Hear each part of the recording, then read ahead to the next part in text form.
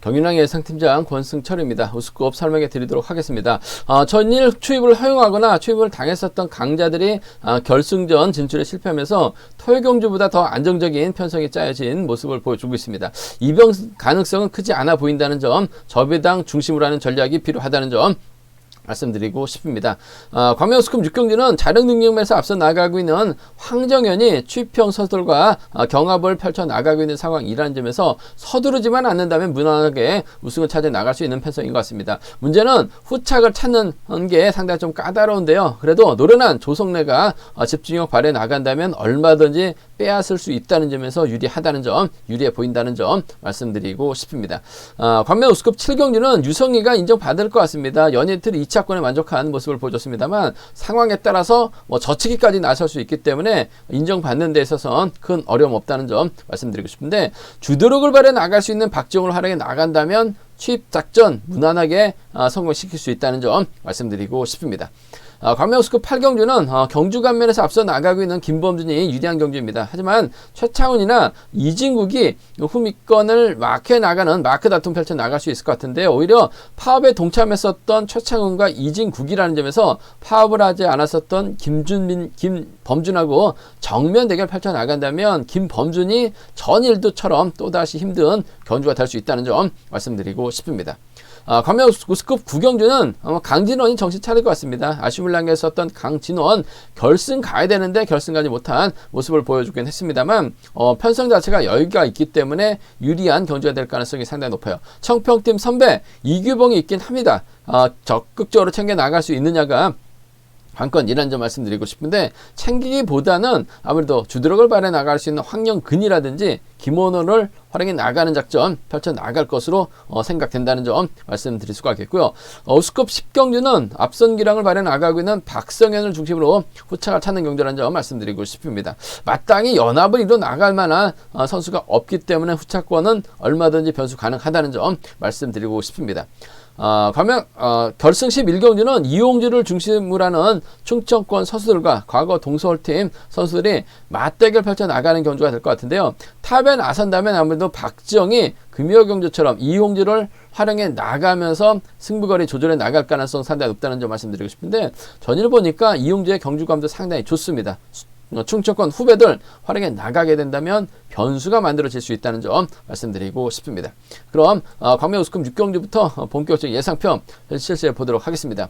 광명우스컵 6경주입니다. 황정현이 객관적인 기량면에서 월등하게 앞서 나가고 있는 모습을 보여줬습니다. 지난 회차 솔직히 6개월 만에 출전이다 보니까 정상적인 컨디션에서도 기복을 많이 보여줬었던 황정현이라는 점에서 불안감 크다 말씀드렸었는데, 나름 선전 펼쳐 나갔어요. 이번 회차도 연타 출전인데 컨디션, 몸 상태 괜찮은 것 같습니다. 아무래도 마크형 선수들, 취입형 선수들과 경주라는 점에서 황정현이 서두르지만 않는다면 유리한 상황이라는 점, 문제는 황정현의 후미를 과연 누가 물고 갈 것이냐를 놓고 고민해봐야 되는 편성이라는 점 말씀드리고 싶은데, 윤진철, 조준수, 조성래, 박인찬 모두 다 파업을 했었던 선수들이에요. 그 점 때문에 황정현 입장에서는 입맛에 맞는 선수 챙겨 나갈 가능성이 상당히 높죠. 지난 회차 1호경주 때 황정현하고 조준수 연합 가능하다 말씀드렸어요. 두 선수가 자리 잡기까지는 했습니다만 황정현이 3, 4코너 지점에서 내선파다 보니까 조준수가 쫓아가지 못하면서 아쉬움을 남기는 모습을 보여줬어요. 그 당시는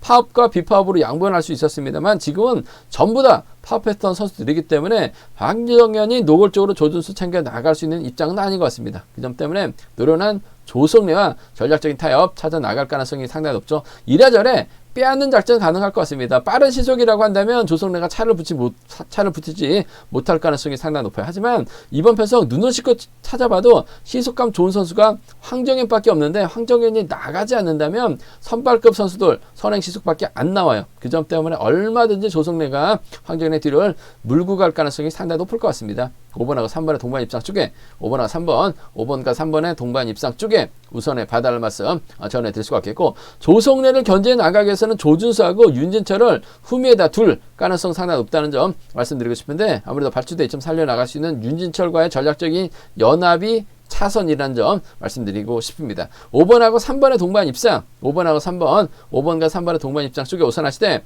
5번하고 1번 차선, 5번하고 1번 차선 기대해 볼 수 있는 상황이란 점 말씀드릴 수가 있겠고, 문제는 이번 편에서 앞서 언급했다시피 황정현 외에는 딱히 주도력을 발휘 나갈 만한 선수가 없어요. 그렇다고 최민호가 때리진 않을 것 같습니다. 그렇게 된다면 태만을 의식해서 황정현이 무리 긴 거리 나설 가능성이 상당히 높죠.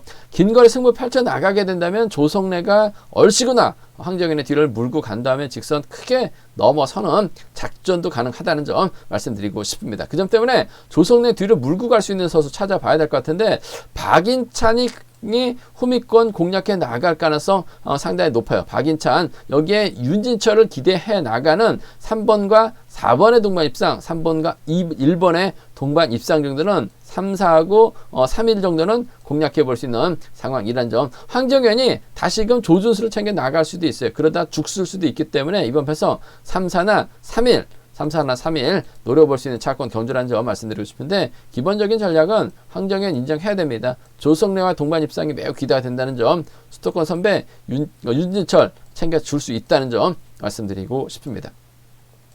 광명수급 7경기입니다. 류성희가 연이틀 2차권 2척권에 만족한 모습을 보여줬습니다. 만족은 했는데 득점이 안 됐죠. 그러다 보니까 결승까지 못했었던 류성희, 하지만 금일만큼은 월등하게 앞서 나가고 있기 때문에 유리한 입장에서 경주를 펼쳐 나갈 가능성이 상당히 높을 것 같습니다. 류성희가 동창원 성산에 있을 때는 나름대로 힘을 썼는데 유성으로 훈련지를 변경하면서 승부거리가 상당히 짧아지는 모습을 보여주고 있는 것 같습니다. 홍석환하고 훈련하면서 몸 상태가 다시금 좋아지긴 했습니다만 승부거리가 짧아진 유성이 아무래도 나이를 먹다 보니까 승부거리가 좀 짧아지는 경향이 있는 것 같은데요.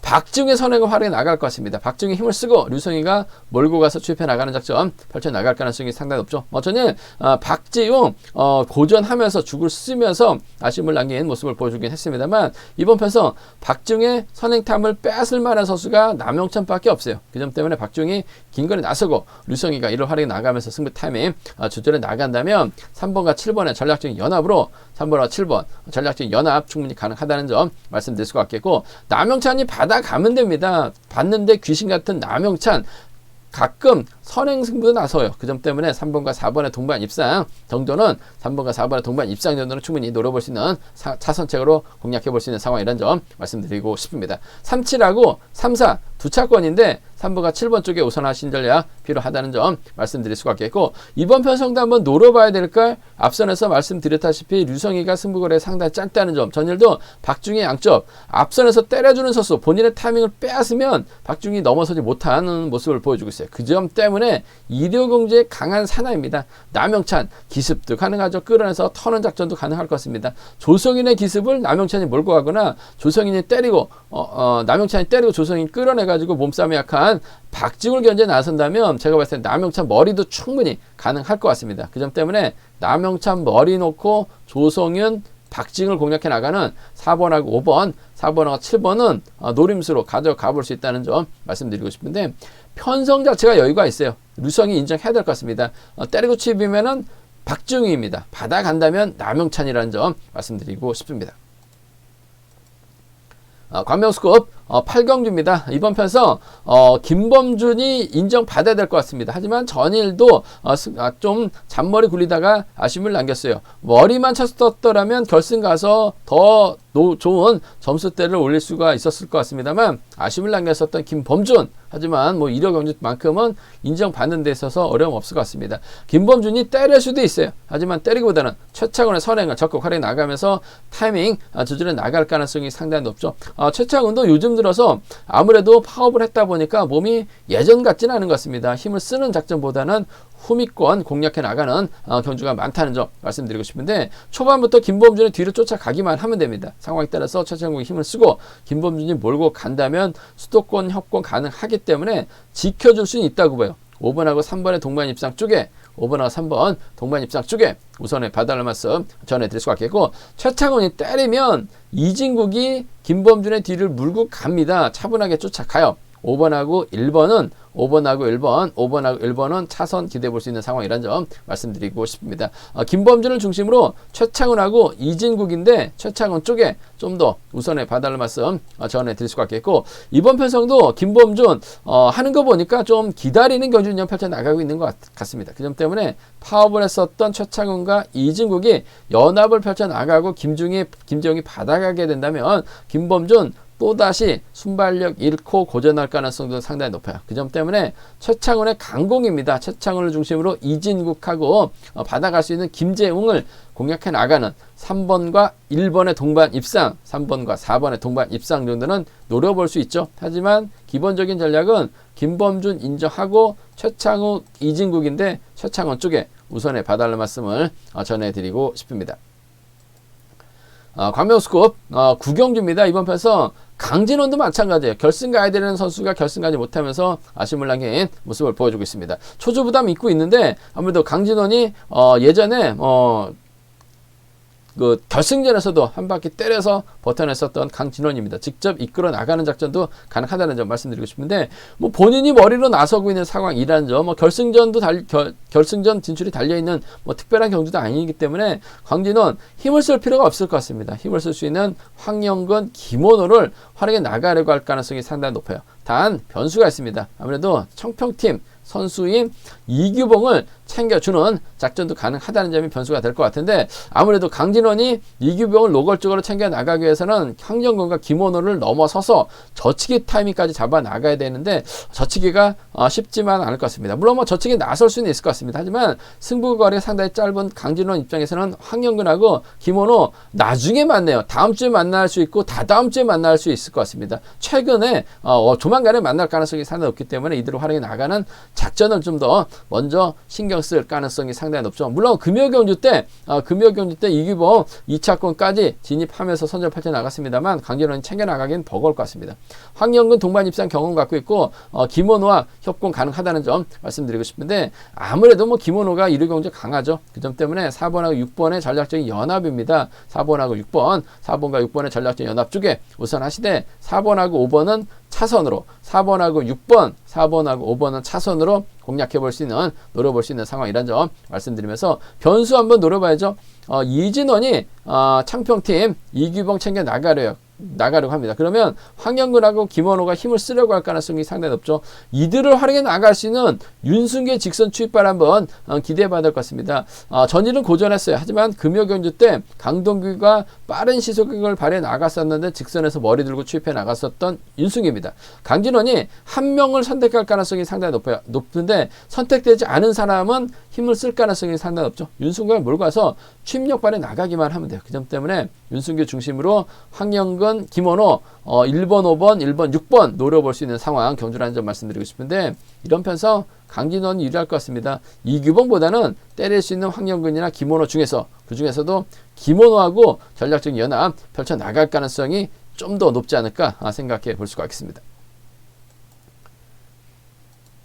광명스컵 9경주입니다. 이번 편성 박성현, 전일 조준수에게 자리를 빼앗겼어요. 결국 직선에서 추입 노려봤습니다만 넘어서지 못하면서 2차권에 만족했습니다. 박성현이 2차권 진입했었기 때문에 아무래도 결승 충분히 갈 수 있을 거라고 생각했는데 점수에서 밀렸어요. 그러다 보니까 박성현 아쉽게 결승 가지 못한 상황이라는 점 말씀드리고 싶은데, 분명한 건 박성현만큼 박성현에게 들이댈 만한 선수가 없어요. 박성현 중심으로 후착을 찾아야 되는 편성 경주라는 점 말씀드리고 싶은데, 무리하게 힘만 쓰지만 않으면 될 것 같습니다. 얼마 전에도 박성현이 저치기 나서려다가 추입당하면서 아쉬움을 남겼었기 때문에 박성현 입장에서는 힘을 쓸 수 있는 김정현이나 함동준을 적극적으로 활용해 나갈 가능성이 상당히 높죠.